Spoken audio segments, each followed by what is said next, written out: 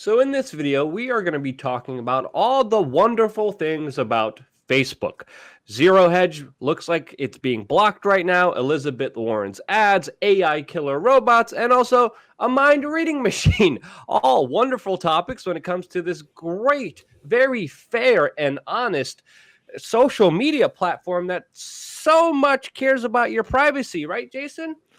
Yeah, they care about your privacy, all right, with all the ACR software, the automated content recognition that your little magical box and all your little devices all use, and they have the microphones and they listen into the metadata and they build the profile and then they sell you the consumer goods and not the pudding. I didn't want to go too far there.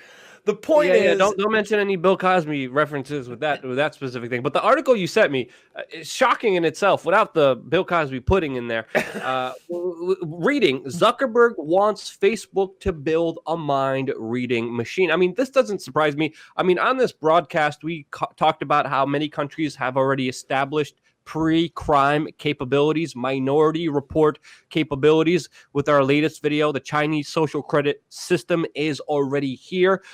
So again, this doesn't surprise me. What's the bigger kind of takeaway you got from this crazy article, Jason? well, it just seems to me that this is the direction they're moving in. And when I say the direction they're moving on, it's beyond Facebook. So right now, Facebook is trying to build this interface with your brain. They're going to try to stay relevant beyond just websites or mobile devices. They realize that augmented reality, even virtual reality, and I hate to say this, but cyborg type technology it's here. It's here. It's not. Are we talking about that UFC fighter that's really tough and could beat anyone up? We are not talking about her, and she can't beat anyone up. She got knocked out by Nunes. It was a great moment in sports history. Besides the point. She's still terrifying. I would not want to see her down an alleyway. Go on. Sorry. No, I absolutely would not want to see her down an alleyway either. The point being that Facebook isn't the only one looking to have this type of device.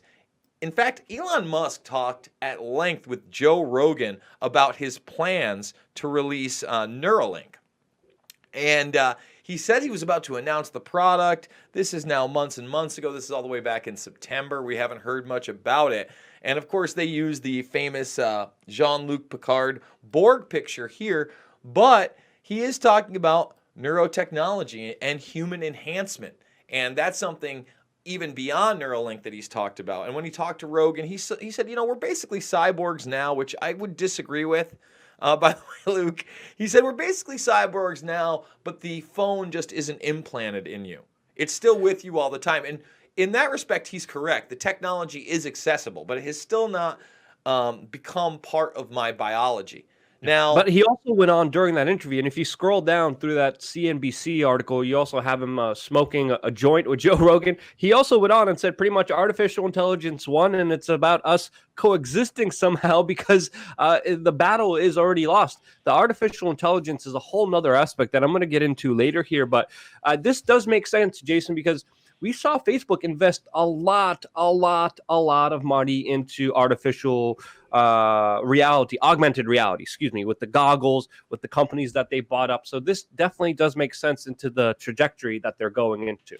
Yeah, and as you've pointed out, Mark Zuckerberg and Elon Musk have kind of sparred over this. They feuded over AI, killer robots, and New York Times. They literally were arguing over killer robots because, again, these guys are on the precipice. These guys are the biggest tech valley kind of billionaires out there, and the conversation was definitely terrifying with Elon Musk talking about how Mark Zuckerberg has a very limited understanding of artificial intelligence, with Mark Zuckerberg being like, we're going to be doing a lot more work with artificial intelligence, which is extremely dangerous, Jason. I mean, we had Vladimir Putin, even on the public stage, talk about how artificial intelligence, AI, will be as big and as important as a nuclear bomb and a nuclear weapon, with just the vast amount of power that this new technological advancement has. Sorry, I cut you off. Go ahead, Jason.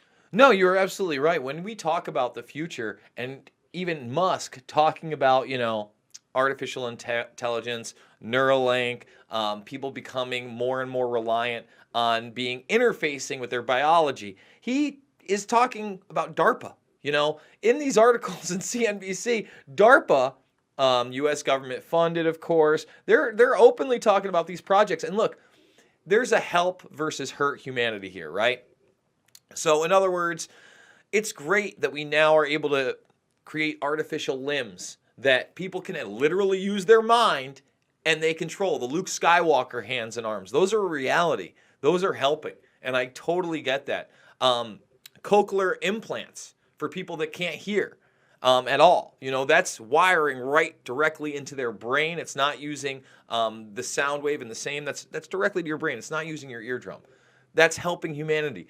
But with the weird obsessions we already have, Luke, in our culture based on our appearance, right? All these people that need plastic surgery, that are unsure of their gender identity, people identifying as dogs and aliens at this point. Can you imagine the level it will be when you can physically augment your biology with technology? Can you imagine what people are going to be identifying as? I mean, it's a real problem to me. I think we have to realize not only the threat of AI and weapons and that sort of thing, but we have to be worried about losing our souls and humanity. Yeah, not only identifying, but also the capabilities of having special access for the privileged class, for, of course, shutting off access to people who criticize you, which, brings up a very important point with what Facebook is doing. And again, this being in the hands of Facebook is absolutely terrifying because Mark Zuckerberg has pretty much been classified as the literal kind of crackhead who's willing to suck on certain objects for crack, the crack being your private information to sell it to the highest bidder. He like, this is literally the analogy that people are talking about him in the kind of tech Silicon Valley, since Facebook has been so apparent and so crystal clear in just not caring about any aspect of the user and just selling you to the highest bidder. So this kind of advancement being placed in Facebook, absolutely terrifying, with also latest reports of ZeroHedge now being banned, and also advertisements by presidential candidate Elizabeth Warren, who had ads talking about how Facebook has too much power. Those ads were brought down because of alleged corporate logo violations, and they were, of course, temporarily taken down because of the controversy around it. And the irony, of course, it was taken back up, and because supposedly a spokesperson from Facebook said it believes in restoring this robust debate, which is absolute bullcrap. They only care about profit. That's what we know about Facebook. And again, this does signal to me what many people are saying and what Elizabeth Warren is saying. And I never thought I would agree with this tribal elder as much as I am right now, but she's saying that the removal was a sign that Facebook and other tech giants do hold too much power, and I do agree with that. And with these latest technological advancements, we have to consider the larger implications. Anything else you want to say about this important issue, Jason? Well, I do like the fact that Facebook had to fold.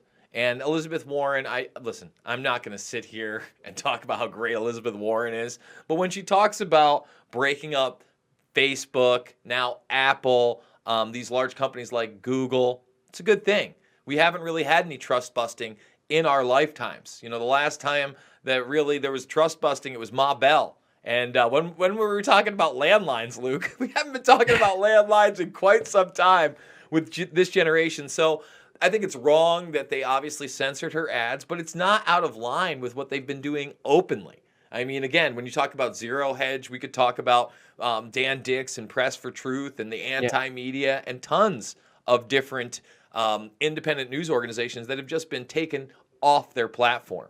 And remember, people like Cernovich actually have lawsuits against them because they paid for ads and they did not get the broad distribution that they were supposed to for those payments. So there's legal action being set against these people. They're trying to put on a facade. Eventually something will have to happen. As well as the latest information coming from Project Veritas, obviously time and time again proving just absolute gerrymandering and abuse of power. And I think it's fair to say that they have too much of it. If you disagree with me, let me know in the comment section below. If you agree with it, share this video with your friends and family members, because it's probably not going to be in your Facebook timeline. I think we can all agree on that there's a lot of gerrymandering, and it's pretty much up to you as the consumer of independent media to make sure that it survives. And one way of doing that is by sharing information. So we appreciate all you amazing people who are doing that, especially on our backup channel that we're building up 3 videos a day.